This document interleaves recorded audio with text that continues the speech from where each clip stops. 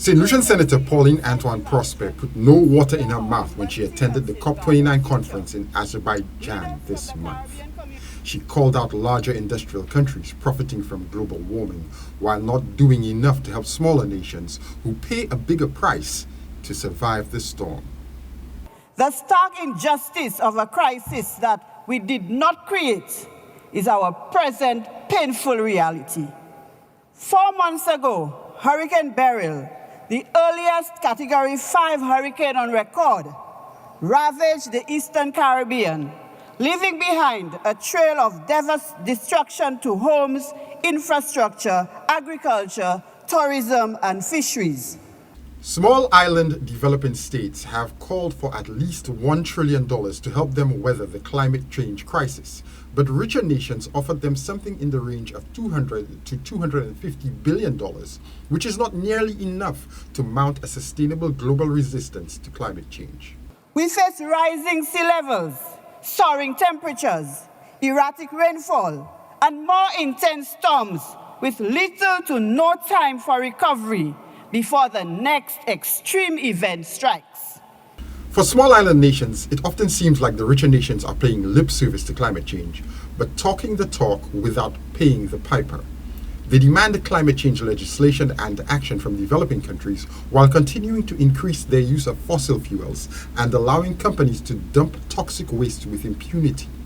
Unfortunately for small nations, pushing back against climate change requires all nations, especially the rich polluters, to be part of the plan. Small countries cannot do it on their own.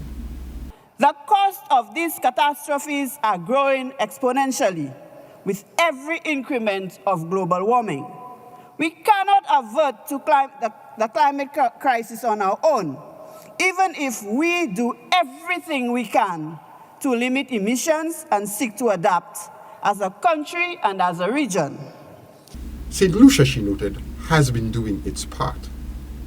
St. Lucia continues to implement several mitigation and adaptation policies to facilitate climate action. This includes the adoption and implementation of our recently enacted Climate Change Act. Richer industrial nations have not matched their words with action on climate change, far less with money. And while they profit from climate crimes, it is small island developing states that pay the price in devastated economies and destroyed infrastructure.